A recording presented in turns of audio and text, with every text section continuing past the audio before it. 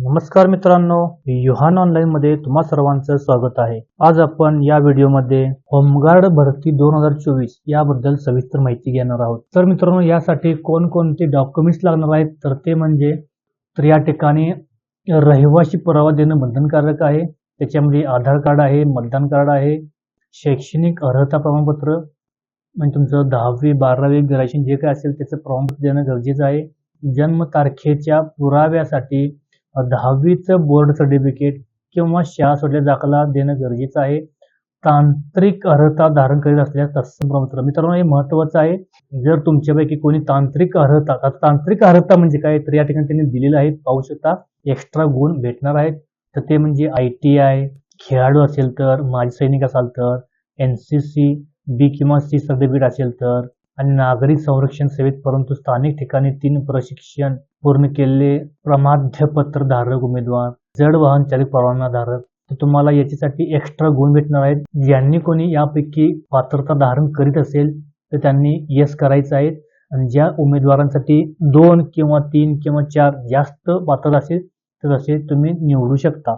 तर तांत्रिक अर्हता झाली, नंतर खाजगी नोकरी करीत असल्यास मालकाचे न हरकत प्रमाणपत्र, तसेच महत्त्वाचं म्हणजे 3 महिन्याचे आतील पोलीस चारित्र्य पडताळणी प्रमाणपत्र।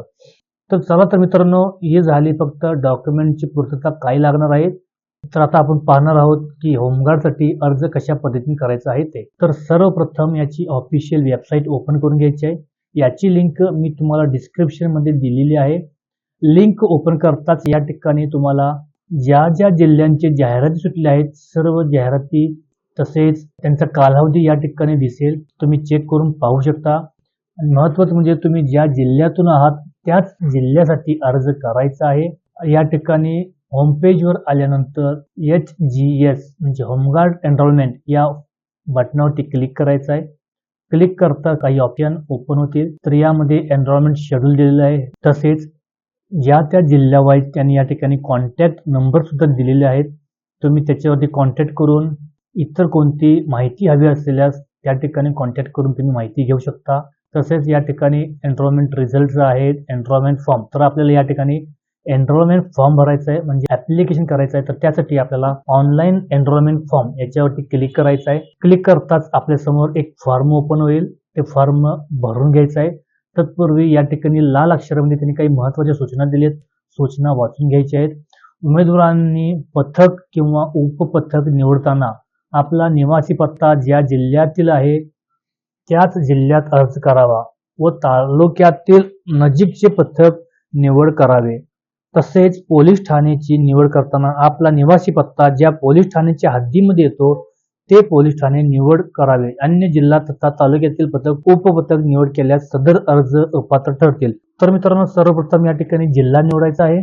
जिल्हा निवडून या ठिकाणी युनिट झोन निवडायचा आहे, ज्या विभागामध्ये येतं तिथे विभाग निवडायचा आहे किंवा झोन निवडायचा आहे। निवडून तुम्ही पोलीस स्टेशन निवडायचं आहे। झोन मध्ये वेगवेगळे पोलीस स्टेशन आहेत, तर तुमच्या नजीकचं किंवा तुमच्या हद्दीत असणारं पोलीस स्टेशन या ठिकाणी निवडायचं आहे। पोलीस स्टेशन निवडून या ठिकाणी तुमचं पूर्ण नाव टाईप करायचं आहे। सर्वप्रथम आडनाव, स्वतःचे नाव आणि वडिलांचे नाव फक्त इंग्रजीमध्ये टाईप करायचं आहे। नाव टाईप करून खाली तुमचा आधार नंबर टाईप करायचा आहे। आधार नंबर टाईप करून या ठिकाणी तुमचा परमनंट ॲड्रेस टाईप करायचा आहे। ॲड्रेसमध्ये तुम्ही तुमचा पिनकोड टाईप करायचा आहे। खाली ईमेल ID सुद्धा टाईप करून घ्यायचा आहे। त्याखाली जन्मतारीख निवडायची आहे। जन्मतारीख तुम्ही निवडू शकता किंवा टाईप सुद्धा करू शकता। जन्मतारीख टाईप करून या ठिकाणी जेंडर निवडायचं आहे। तुमची शैक्षणिक पात्रता या ठिकाणी निवडायचं आहे। जे उमेदवार 10वी पास आहेत त्यांनी 10वी निवडायचं आहे। जर काही तुम्ही ग्रॅज्युएशन कंप्लीट असेल तर तुम्ही या ठिकाणी ग्रॅज्युएशन सुद्धा निवडू शकता।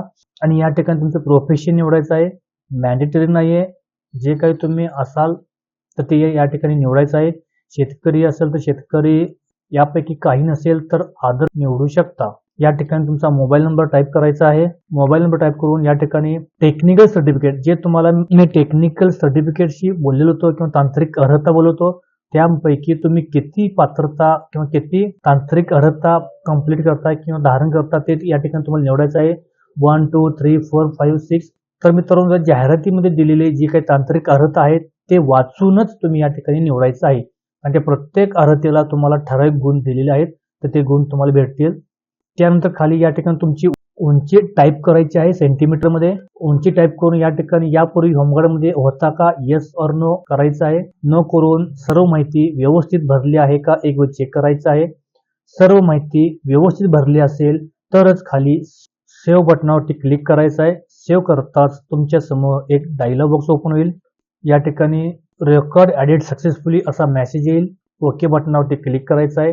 ओके करताच या ठिकाणी प्रिंट एनरोलमेंट फॉर्म, तुम्ही जो फॉर्म भरलाय त्याचे प्रिंटआउट घ्यायचे आहे. तर त्यासाठी या ठिकाणी तुम्ही जो आधार नंबर टाईप केला होता तो आधार नंबर या ठिकाणी टाईप करायचा आहे आणि खाली जन्मतारीख टाईप करायची आहे.